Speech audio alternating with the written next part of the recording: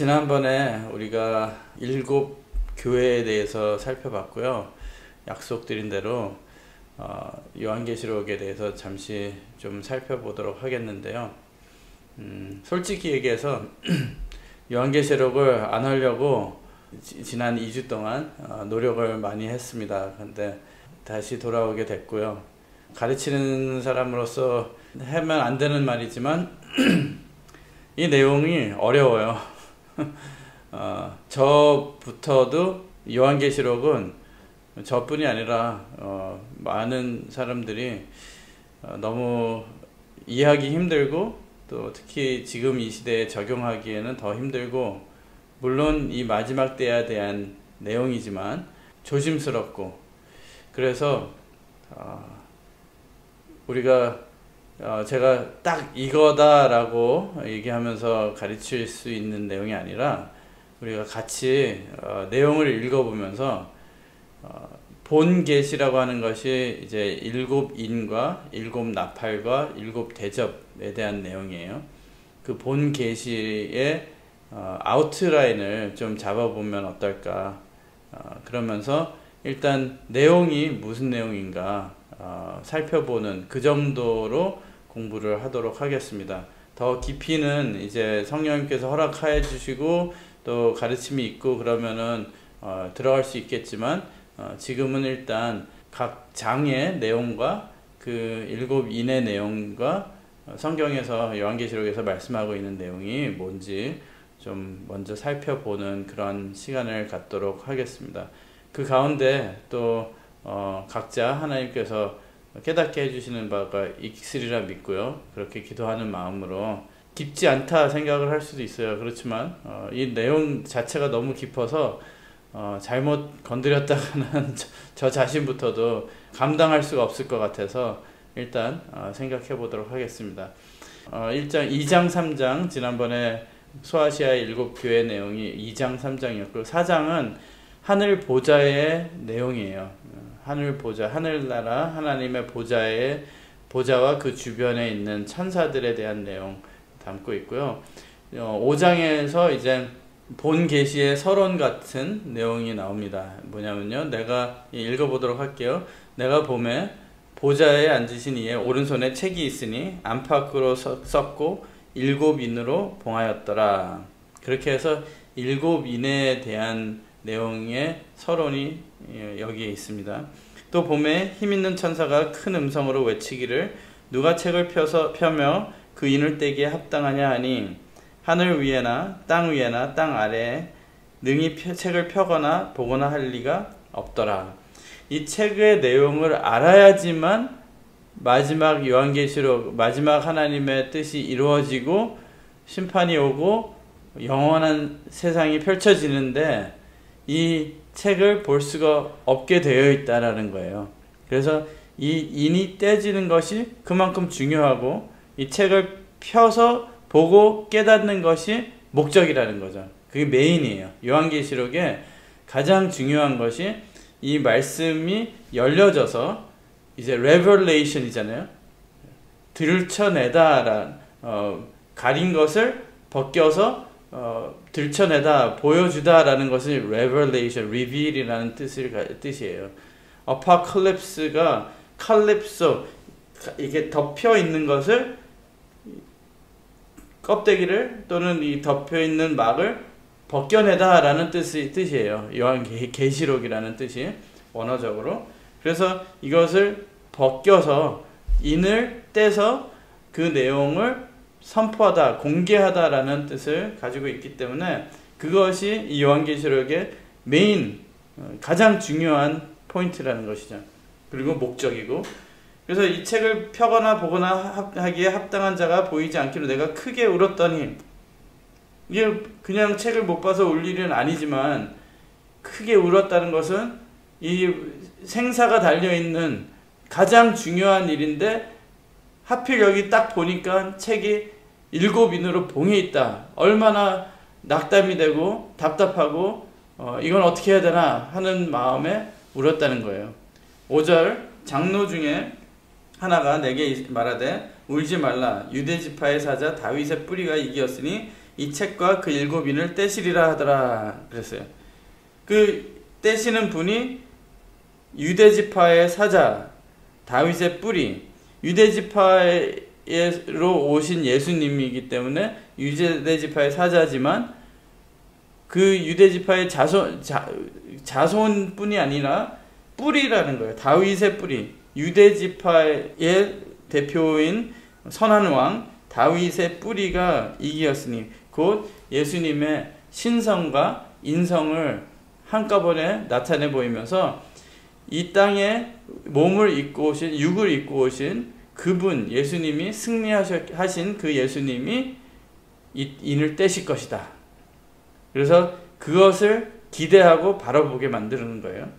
내가 또 보니 보좌와 내 생물과 장로들 사이에 어린 양이 섰는데 일찍 죽임을 당한 것 같더라.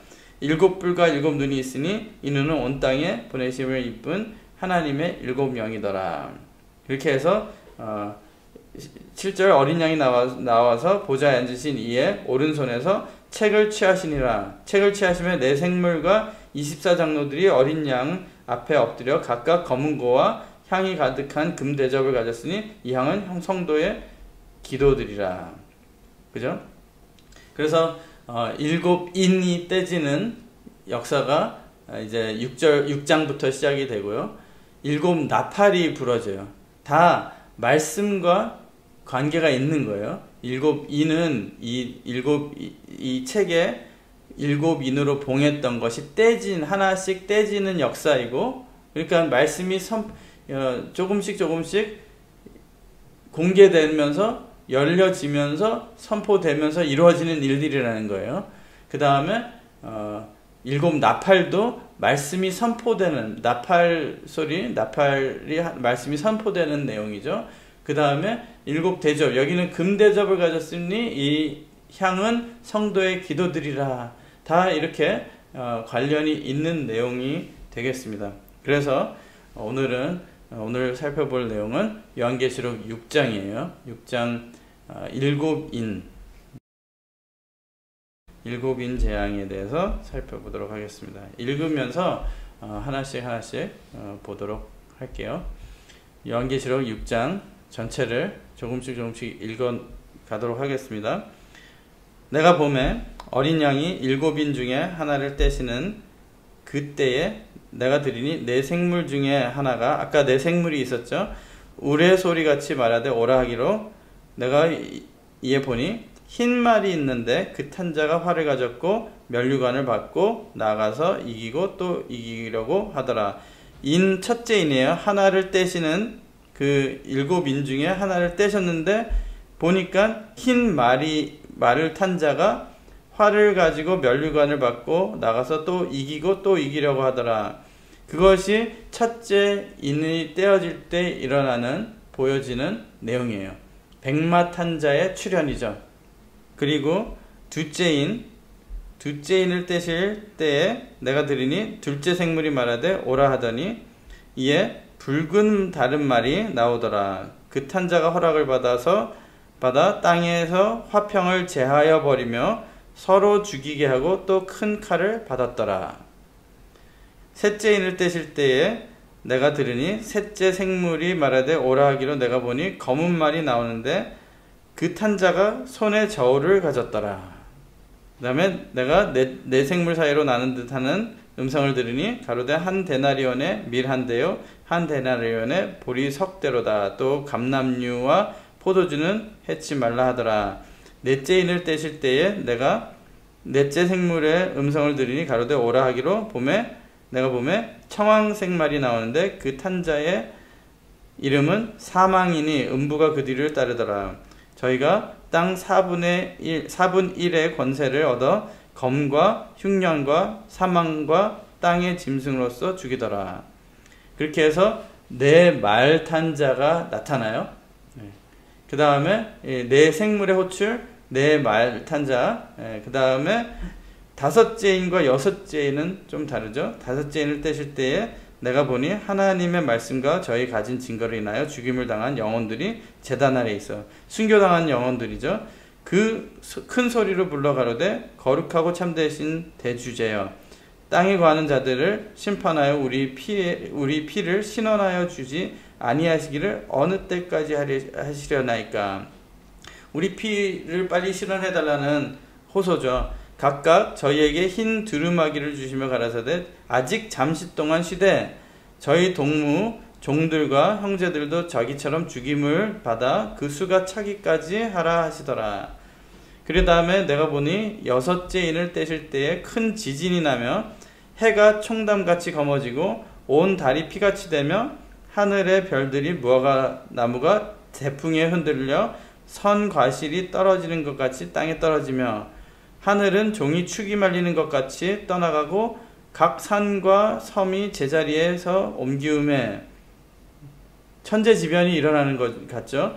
땅의 임금들과 왕족들과 장군들과 부자들과 강한 자들과 각 종과 자수자가 굴과 산 바위 틈에 숨어 산과 바위에게 이르되 우리 위에 떨어져 보좌에 앉으신 이의 낯에서와 어린 양의 진노에서 우리를 가리우라. 그들의 진노의 큰 날이 이르렀으니 누가 능히 서리오 하더라. 이는 하나님의 말씀이니라. 그래서 이것을 간단하게 살펴보자면은 첫째 인을 떼실 때 첫째 인에 흰 말이 있는데 흰 말은 그 탄자가 활을 가졌고 면류관을 받고 나가서 이기고 또 이기려고 하더라. 그래서 첫째 이는 정복자의 출현이에요. 정복자의 출현인데 백마를 탔어요. 근데 우리가 잘 알듯이 요한계시록에 결국에 주님이 오시는 모습이 백마를 타고 오시거든요. 신데렐라와 잠자는 숲속의 공주, 백설공주인가? 그들을 구하러 오는 그 왕자만 백마 타는 게 아니라 우리를 구하러 오시는 하늘의 왕자님도 백마를 타고 오신다는 거예요. 요한계시록 19장에 보면요, 주님이 오시는 모습이 백마를 타고 오시는데 여기도 백마가 나타나는 거예요. 근데 여기는 잘 읽어보면요, 다시 오시는 주님이 아니에요. 가짜 백마라는 거죠. 가짜. 가짜. 속이는 자. 요한계시록의 내용을 잘 보면요, 사단이 먼저 나타나서 뱀이나 용이나 사단이 먼저 나타나서 주님의 행세를 하는 게 특징이에요. 그래서 여기서 차이는 요한계시록 지금 6장이고 여기 19장에 예수님이 백마를 타고 오시는데요. 차이는 무기요. 무기. 여기는 활. 19장에는 이한검이라고 나와 있어요. 이한검. 그래서 이 활은요, 호세아서 7장 16절이나 시편 78편 57절 말씀 보면요, 속이는 자가 가지고 있는 무기라고 말씀하고 있습니다. 그래서 속이는 자. 그 다음에 면류관도 원어적으로 달라요. 면류관 승리자에게 주어지는 스테파노스, 승리자의 면류관. 여기 예수님 19장에는 왕의 면류관. 달라요. 그리고 이름은 여기는 이름이 없지만, 그러니까 흉내내는 자는 마스크를 쓴 것 같이 본인의 정체를 드러내지 않아요. 그렇지만 예수님 오시는 분은 이름을 충신과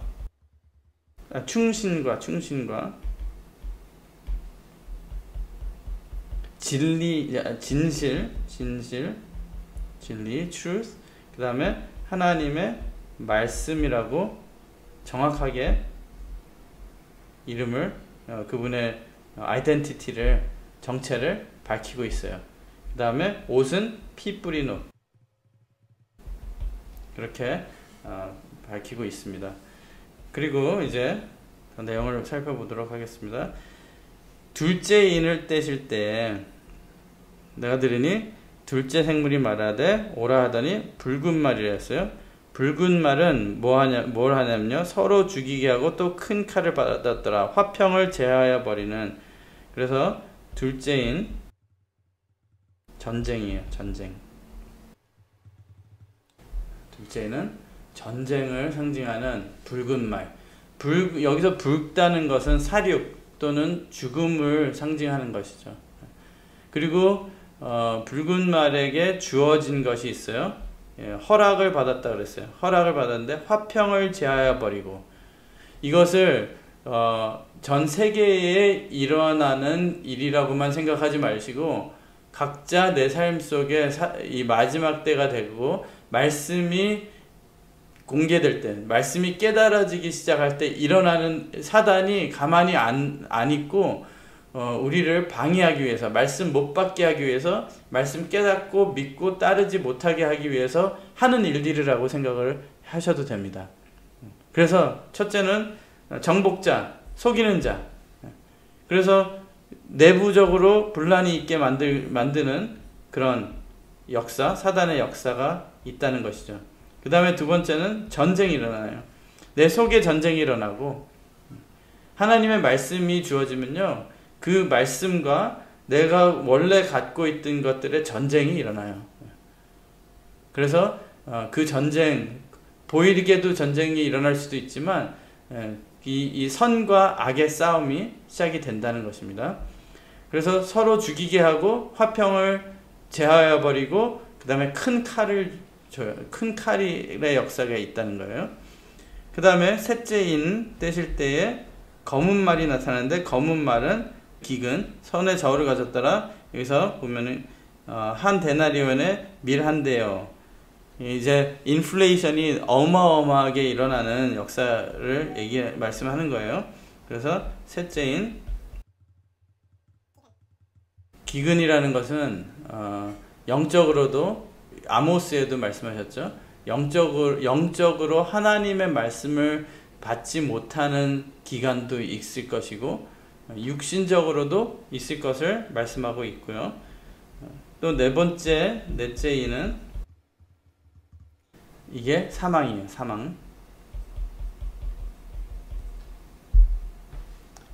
청황색 말이 나오는데 그 탄 자의 이름은 사망이니 음부가 그 뒤를 따르더라. 그래서 첫째인, 둘째인, 셋째인, 넷째인 이 네 홀스맨이라고 해요. 말을 탄 자 나타나는 이 역사, 이게 원로 목사님도 예전에 그러셨고 또 신학자들도 그러고, 이 일곱 인과 일곱 나팔 보면요, 첫째, 둘째, 셋째, 넷째, 다섯째, 여섯째, 일곱째 인, 이 일곱째 인의 첫째, 둘째, 셋째, 넷째, 다섯째, 여섯째, 일곱째, 여섯째, 그 다음에 일곱째 나팔이 들어있고, 이 일곱째 나팔 속에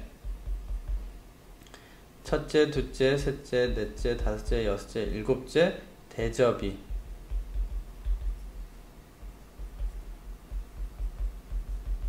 있다고 그렇게 구조예요. 이 요한계시록의 구조인데, 이게 이렇게 차례대로 이루어지느냐, 하나 둘 셋 넷 다섯 여섯 일곱, 여섯 한 다음에 일곱 할 때 또 그때 하나 둘 셋 넷 다섯 이렇게 이루어지느냐, 결코 꼭 그렇게 차례대로 이루어지는 게 아니다라는 거예요.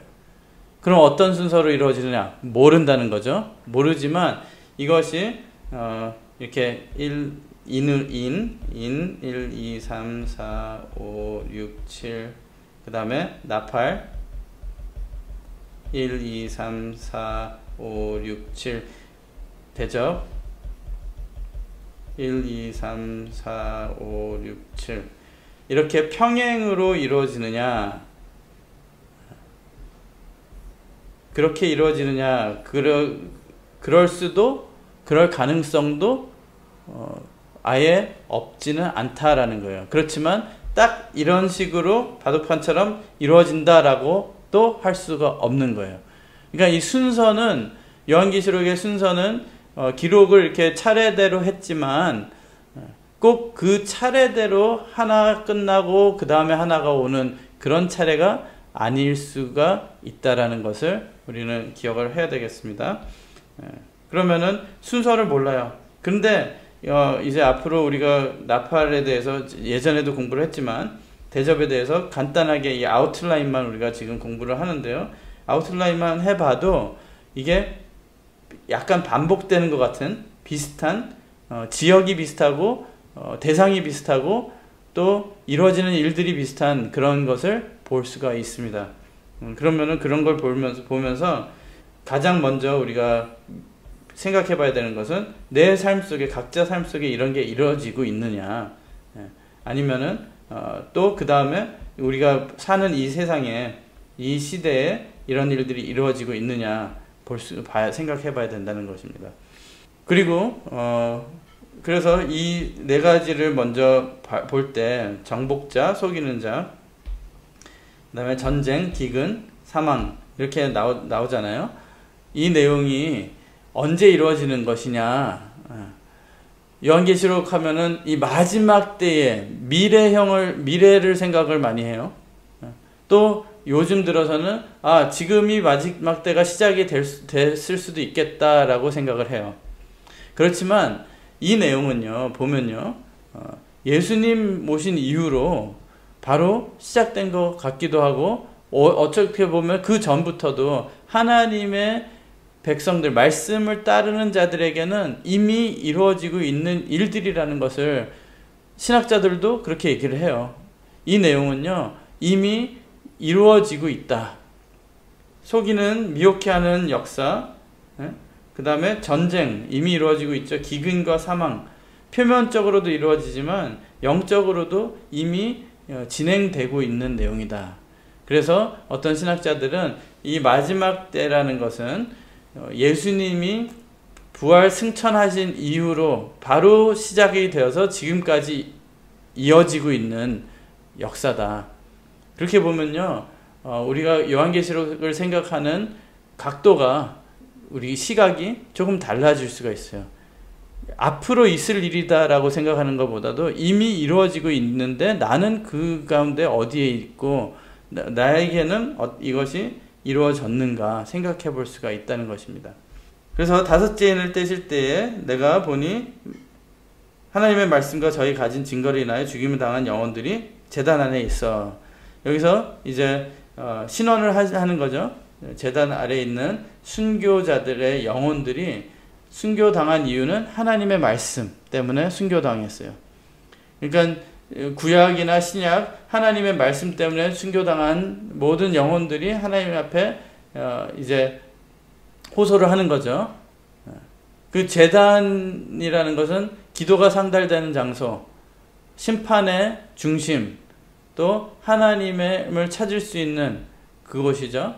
탄원의 내용은 땅에 거하는 자들을 심판해달라. 때가 되지 않았느냐. 어쩔 땐 우리도 그런 기도를 하고 싶은 마음이 들 때가 있잖아요. 이게 너무나도 복잡하고 너무나도 괴롭고 언제 끝납니까? 라고 하는 것 같이, 땅에 거하는 자들이라는 것은 타락한 자들, 하늘 세계의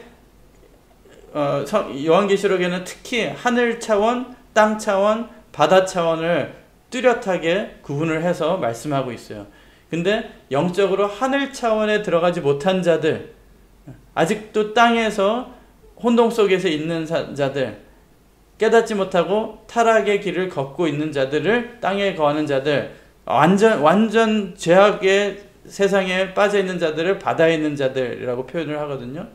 그러면은 땅에 거하는 자들, 마치 소돔과 고모라에 있는 자들과 같은 그런 자들로서 불신자들을 가리키는 거예요. 그래서 탄원의 내용이 땅에 거하는 자들을 심판해달라. 우리의 피를 신원해달라. 그 신원해달라는 것은 아벨의 피와 같이 피가 부르짖는 거죠. 하나님의 그 정의를 되찾아달라. 그래서 그렇게 부르짖는데 그 순교자들에 대한 위로는 흰 두루마기를 주셔요. 그 다음에 그 흰 두루마기는 의인의 예복이죠. 그러면서 위로를 하시면서 기다려라. 이제 곧 될 거다. 그러나 그 숫자가 찰 때까지만 기다리라. 그래서 여기서 또 한번 강조가 되는 것은, 중요한 것은 숫자가 차야 된다는 거예요. 믿는 자, 또 하나님을 믿는 그 믿음으로 순교하는 자, 사는 순교와 죽는 순교가 있죠. 살아서도 목숨은 붙어 있지만 진짜 순교하는 삶을 사는 그런 산순교도 있어요. 순교의 수가 차기까지 조금만 더 기다려라. 곧 될 것이다. 그리고 나서 여섯째 인이 떼지는데요. 여섯째 인을 떼실 때에 큰 지진이 나면 이제 진짜 이게 마지막에 끝에 이루어질 것 같은 천재지변의 역사, 큰 진노의 큰 날이 이루어지는 것을, 천지 변동과 지진, 해, 달, 별의 변화예요. 해가 총담같이 검어지고 달이 피같이 변하고 하늘의 별들이 떨어진다. 좋은 예감이 들어요? 아니면 안 좋은 것 같아요? 이게 해가 빛을 잃어서 어둠이 되고, 달이 피는 아까도 말씀드린 대로 죽음을 상징하는 거예요. 그 다음에 하늘의 별들이 떨어진다. 이게 무슨 내용일까요? 영적으로 봤을 때는 영적인 지도자들, 영적으로 빛을 비칠 정도로 말씀을 가지고 선포하던 자들, 하늘의 별과 같이 영적 지도자들, 그런 사람들마저도 믿음을 잃고 떨어지는 역사가 있다는 것을 미리 보여주는 거예요. 이상하죠? 말씀이 선포되면 이 인봉된 그 말씀이 인이 떼지면서 빛이 더 비춰져야 될 것 같은데, 지금 일어나는 사건들은 전혀 반대라는 거예요. 보면요, 하늘은 종이축이 말리는 것 같이 떠나가고 각 산과 섬이 제자리에서 옮기음에, 그러니까 영적인 이 움직임과 변화가 크게 일어나는 역사가 있다라는 거예요. 여기서 혼동되지 않고 믿음을 지킬 수 있도록 우리는 기도해야 되겠습니다. 땅의 임금들과 땅에 사는 자들이죠. 임금들과 지도자층이에요. 왕족들과 장군, 부자들, 강한 자들, 각 종과 자주자가 굴과 바위 틈에 숨어서, 그러니까 지배층, 또 사회적 유력계층, 일반 서민, 전부예요, 전부. 그러나 영적으로 땅에 거하는 자들이에요. 이 진노의 결과는 산과 바위 틈에 숨었대요. 에덴에서 아담과 하와가 죄를 짓고 선악나무의 실과를 따먹고 하나님을 피하여 숨은 것 같이 숨는데요.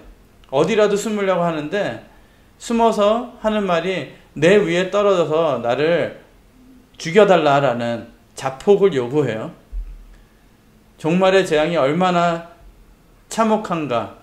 그러니까 하늘세계, 영적으로 하늘세계에 있지 않으면요, 너무너무 힘든, 오히려 자살하고 싶은, 자폭하고 하기를 원하는 그런 결과가 날 정도로 이 진노가 크다라는 것을, 우리는 그러면은 어떻게 해야 되는가? 우리는 산 순교를 하는, 진짜 하나님 말씀에만 붙들 수 있는 믿음이 있어야 되겠다. 그게 마음대로 되느냐? 아니잖아요. 그렇기 때문에 우리가 이런 공부를 하면서 필요성을 느끼고, 이런 말씀을 통해서 내가 진정 영적인 하늘 차원에 들어가지 못하면은 이렇게 괴로워질 수가 있겠구나. 대충 믿는 것이 아니라 제대로 믿을 수 있게 기도를 하고 간구를 해야 되겠다라는 그런 내용이죠. 그래서 보면요, 첫째인, 둘째인, 셋째인, 넷째인, 다섯째인, 여섯째인, 일곱째인. 첫째인은 정복자, 속이는 자. 둘째인은 전쟁이었죠. 셋째는 기근, 넷째는 사망, 다섯째는 순교자. 여섯째 이는 진노라 그랬죠. 진노. 마지막 심판.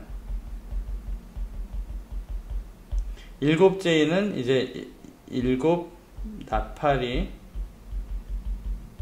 내용이 이제 시작이 되는 내용인데요. 아까 결론에 말씀드릴 내용을 거의 말씀을 드렸어요. 이 내용들은 말씀이 선포되면서 동시에 이루어지는 사건들.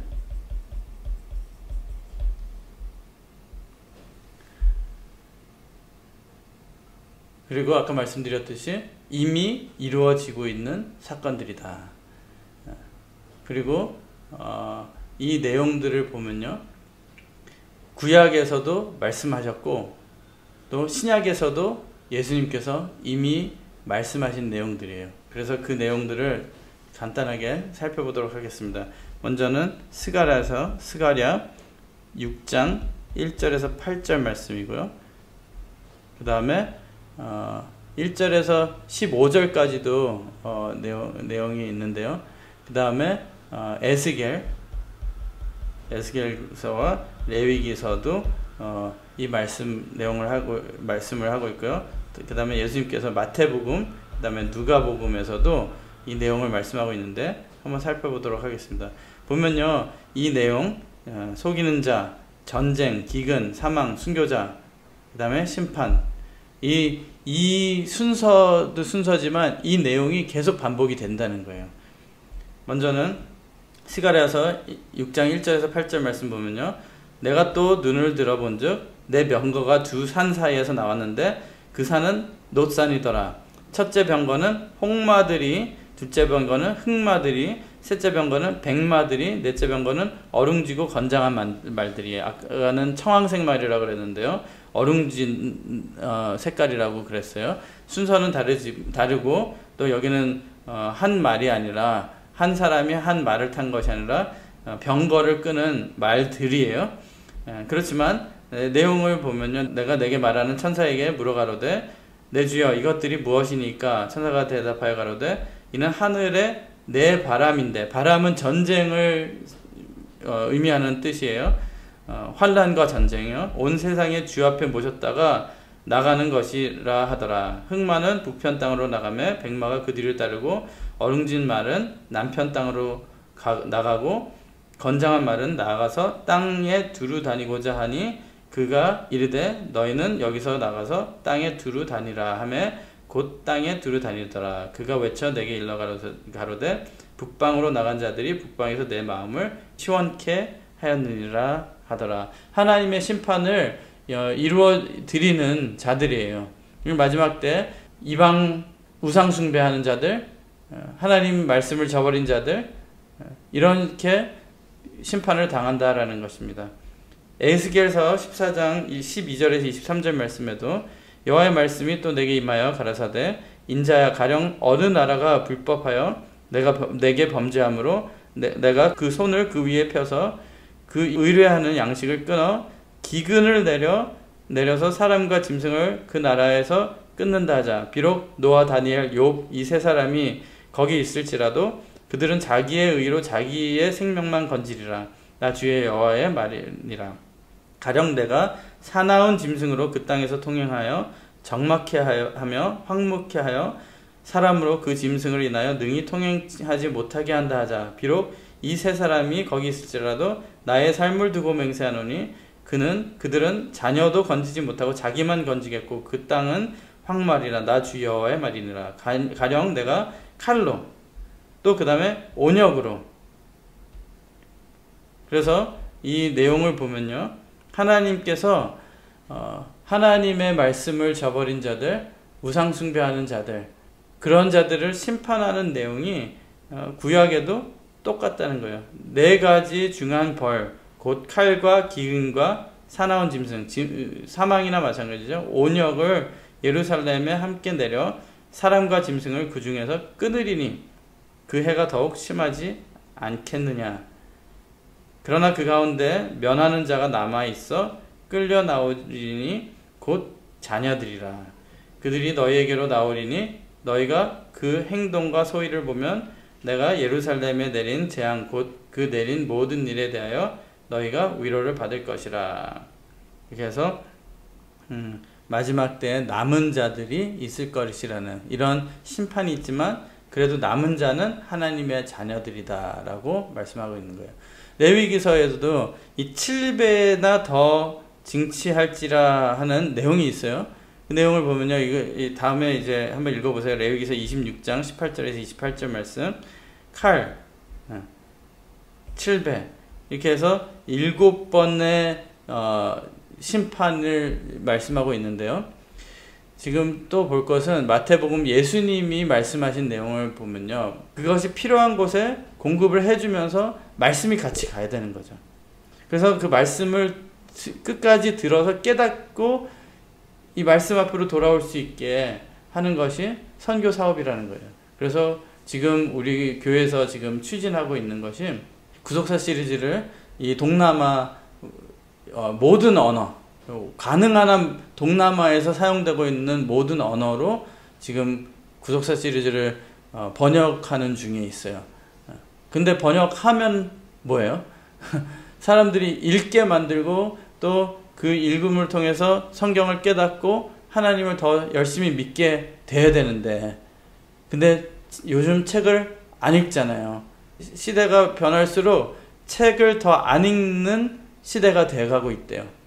그러면은 그 책을 어떻게 하면 읽게 하고 어떻게 하면 공부하게 하느냐. 그들을 지금 그 교회나 뭐 미얀마는 이 코로나뿐이 아니라 내전이 있었잖아요. 지금도 싸우고 있고 등등. 인도 너무나도 가난하고 그래서 지금 책은커녕 밥 한 끼 먹기에도 하루 한 끼 자기가 목사님들이나 믿는 사람들이 살아가는 게 걱정이 돼서 아무것도 못한대요. 그래서 그런 것을 공급을 도와주면서 그 대신에 성경 말씀을 또 이 구속사 말씀을 공부를 해라 하는 그런 선교 사업을 시작을 하는 중에 있어요. 우리가 왜 우리도 부족한 돈을, 헌금을 사용해서 그 책 번역하고 출판하는 값도 어마어마하거든요. 플러스 그들을 도와줘 가면서까지도 이렇게 해야 되는 거니까 바로 이거예요.